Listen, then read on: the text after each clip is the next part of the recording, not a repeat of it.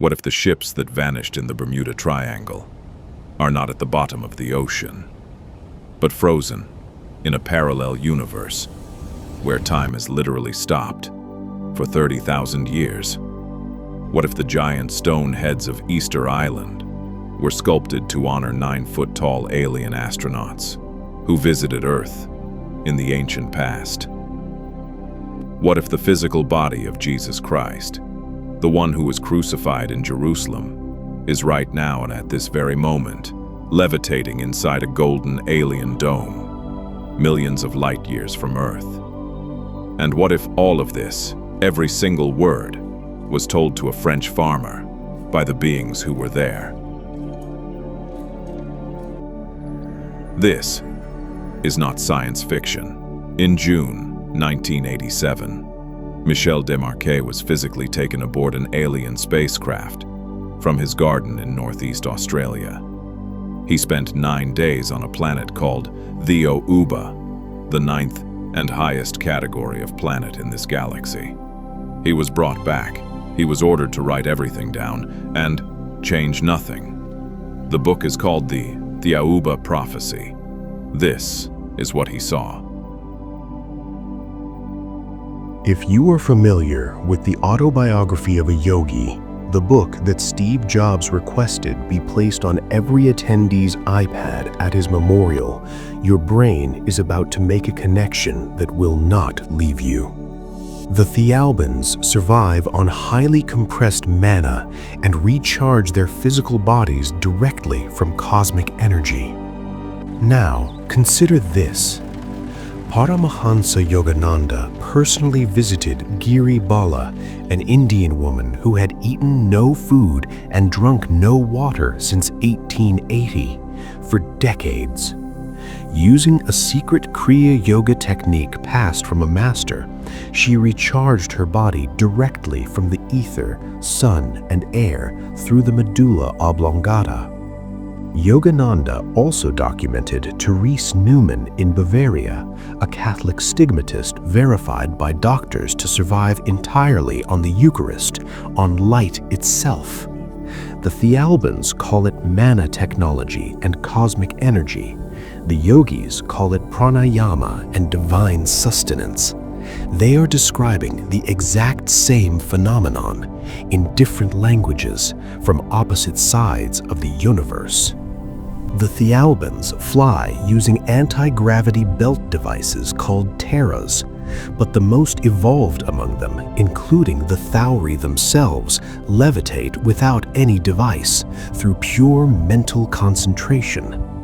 Yogananda documented this same phenomenon on Earth. Nagendra Nath Baduri, the levitating saint, was personally witnessed by Yogananda remaining suspended in the air, defying gravity through pranayama breathing mastery. And then there is this. The Thiaoubans teach that the human body has 6 principal energy centers. They call them corollas. Earth's yogic tradition calls them chakras. The most important of these is located precisely between the eyes, corresponding to the pineal gland, what Yogananda's tradition calls the kutastha, the spiritual eye, the gateway to cosmic consciousness. The Supreme Thaora touched Michel on this exact point. In that instant, Michel gained the ability to understand every language spoken on every planet, without effort, without study, without translation. In this moment, the third eye was unlocked by an alien master, in the exact same way the ancient yogic texts described. The Thaori were unambiguous. Your physical body is a vehicle, a temporary tool for the astral body to use while gathering spiritual experience. When it wears out, the astral body moves to a new one, just as you change a car.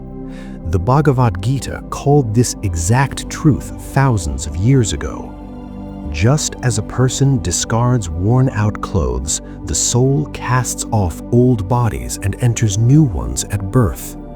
And the Vedic concept of Maya, the cosmic illusion, the material world as a dream of God, perfectly mirrors what the Thaori told Michel.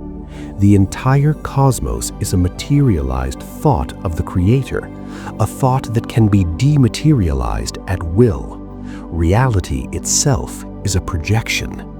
The advanced beings of Thiaoouba know this. The ancient yogis of India know this. And Michel Desmarquet came back from the 9th planet knowing this. The message is the same. It has always been the same.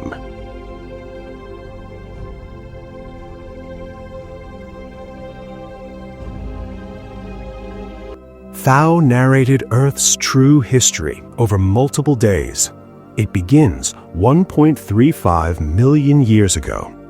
A planet in the constellation Centaur called Baccaratini was dying.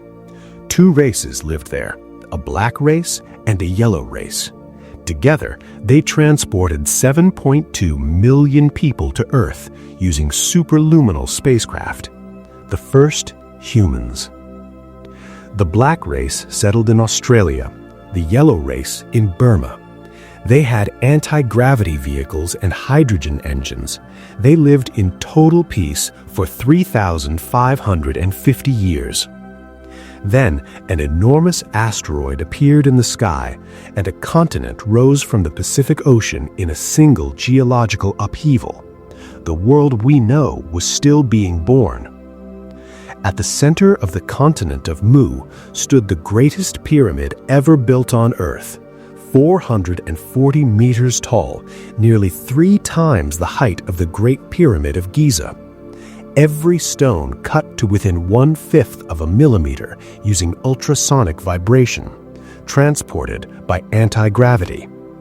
And its purpose, Thao was precise, was a cosmic communication antenna. It captured cosmic rays and energies and allowed the kings of Mu to communicate telepathically with other planets and civilizations across the universe. The Great Pyramid of Giza, also a communication tool, not a tomb, never a tomb.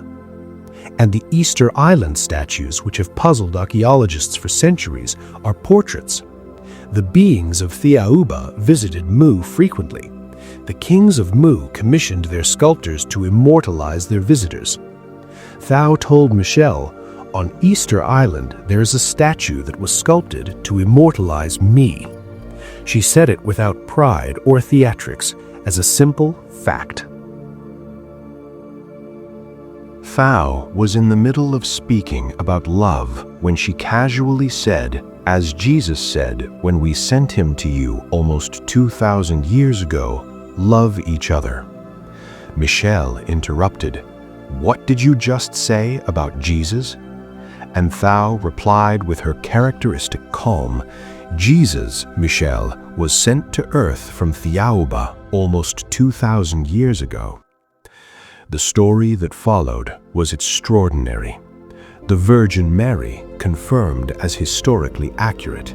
The angel at the Annunciation, a Thiaoouba being in a spacecraft. The embryo implanted under hypnosis. The child born in Bethlehem was real, highly evolved, but he was not who died on the cross.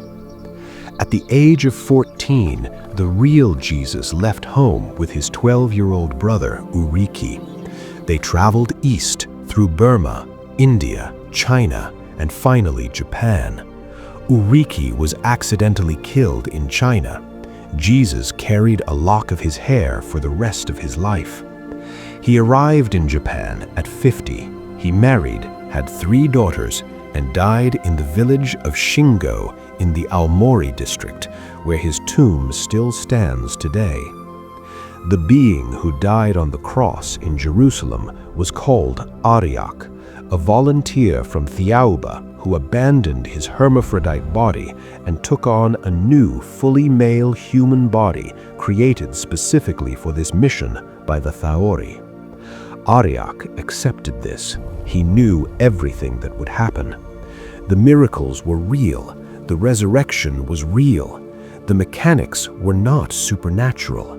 They were the most advanced technology in the galaxy. And then Thao took Michel somewhere he had not expected. A massive golden dome, no windows. When he entered, what he saw stopped him completely. Floating in perfect levitation were 147 preserved bodies. Michel stood in front of one particular body, a male human body. The crucifixion scars were clearly visible. On the right side, a gash 20 centimeters long, the wound from the soldier's lance at Golgotha. Michel stood before it and understood with complete certainty that everything Thao had told him was real. This was Ariak, the being who volunteered to die on a cross to deliver a single message: love each other. The Thaori's warnings were clinical. First, materialism. The obsession with wealth. The man who wants one store, then 2, then 10. The man who wants a house, then a second house, then a third. His whole life will have been preoccupied with purely material concerns, with insufficient time allowed for matters of the spirit. Second, drugs. The Thaora's exact words: the astral body can only be harmed by 2 things: drugs and vibrations from certain kinds of noise. Drugs remove the astral body to a sphere where it should not be. Recovery for the astral body can take several lifetimes, not several years, several lifetimes. Your next self is born already carrying the damage. And third, noise. Thao delivered a warning that cuts very close to the present moment. She told Michel that a completely pollution-free hydrogen motor has already been invented on Earth. It exists, but it was buried, suppressed by a cartel of financiers who understood that it would destroy their oil monopolies. They are, as Thao put it, leading humanity to the abattoir just to protect their profits. But then she offered something remarkable: hope.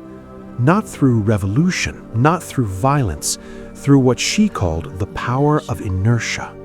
She gave an example from a planet visited by Arki, a being from another Category 1 world who was also a guest on Thiaoouba. On that planet, 4 peaceful protesters knelt in front of a dictator's palace. They fasted for 6 days. Guards shot them, but the seed was planted. 6 months later, the entire nation came to a standstill. Every power station, every transport system, every television network, without a single act of violence, simply by refusing to participate. The dictator was removed peacefully. Thao told Michel, this is the greatest weapon humanity possesses.